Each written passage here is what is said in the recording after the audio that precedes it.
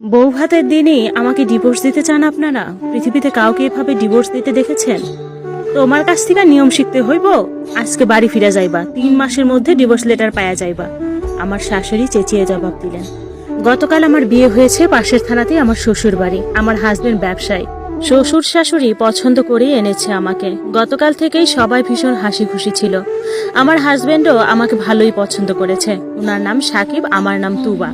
কিছুক্ষণ আগের ঘটনা। আজকে বৌভাতের অনুষ্ঠান চলছে আমার শ্বশুর বাড়িতে। লোকে লোকারণ্য বাড়ি, পুরো সরগরম। পার্লার থেকে মেয়েদেরকে ডেকে আনা হয়েছে। আমাকে আজ সাজিয়েছে ওরাই। তারপরে আমাকে ধীরে ধীরে আনা হচ্ছিল বৌভাতের প্রোগ্রামে। আমার ননদ হাতে ধরে নিয়ে এসেছিল আমার ঘর থেকে বাড়ির উঠোনের প্যান্ডেলের দিকে। আমার গায়ে নীল শাড়ি আর পায়ে বিয়ের হিল স্যান্ডেল।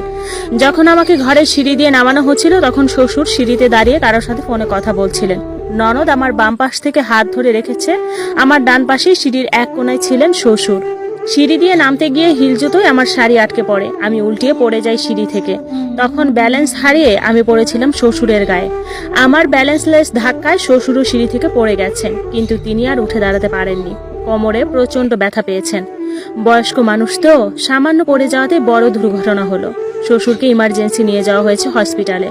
হসপিটালের জরুরি বিভাগের ডাক্তার দেখেই বলেছেন কোমর ভেঙে গেছে আমার শ্বশুরের। খুব বড় মাপের অ্যাক্সিডেন্ট হয়েছে। অপারেশন করার পরও বিছানা সজ্জা হয়ে থাকতে পারেন সারা জীবন। এদিকে আমিও কিছুটা ব্যথা পেয়েছি পায়ে। বৌভাতের শাড়িটাও ছিঁড়ে গেছে নিচের পাড়ের দিক থেকে। বাড়ির মহিলারা কেউ এখনো হসপিটালে যায়নি। সবাই মিলে সিদ্ধান্ত নিয়েছে আমাকে ডিভোর্স দেওয়া হবে। আমার হাজবেন্ড যদিও হসপিটালে শ্বশুরের সাথে, বাড়িতে আমার শাশুড়ির ননদরা মিলে ডিসিশন ফাইনাল করেছেন। আমাকে আজকেই বাপের বাড়ি পাঠিয়ে দিবেন। ডিভোর্স লেটারও পাঠিয়ে দিবেন কিছুদিনের মধ্যেই। আজকের ঘটনাটা কিন্তু আমার ইচ্ছেতে ঘটেনি, একদম অনিচ্ছাকৃত ভুল। আমার ননদ তো আমায় ধরে রেখেছিলেন। যদি একটু শক্ত করে ধরতো তাহলেও হয়তো আমি আব্বার গায়ে পড়তাম না, এভাবে অ্যাক্সিডেন্টও হতো না। এখন তো সব দোষী আমার। এদিকে আমার বাবার বাড়ি থেকে মেহমান এসেছে অ্যাক্সিডেন্টের আগেই। আব্বা আম্মা বোঝানোর চেষ্টা করছেন আমার শাশুড়িকে, কিন্তু তারা কোনোভাবেই আমাকে মেনে নিবে না।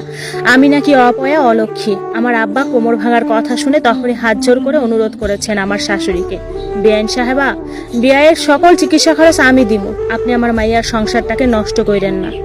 এই মুহূর্তে আপনি আপনার মেয়ে নিয়ে ফিরে যাবেন। যে বাড়িতে না আসতেই শ্বশুরকে অকেজো করে দিতে পারে, ওই রকম মেয়ে আমরা সংসারে রাখবো না, আমার বড় ননদ জবাব দিলেন। আমার হাজবেন্ড একমাত্র ছেলে শ্বশুর শাশুড়ির। গতকাল শ্বশুর বাড়িতে এসে আজ অবধি যা বুঝেছি, হাজবেন্ড খুব মা ভক্ত। বাসর রাতে ওনার মা সম্পর্কে আমাকে অনেক কিছু বলেছে। তার মাকে কখনো কষ্ট না দেওয়ার অনুরোধ করেছে। অবশ্য আমার সাথেও বেশ ভালো ব্যবহার করেছে আমার হাজবেন্ড।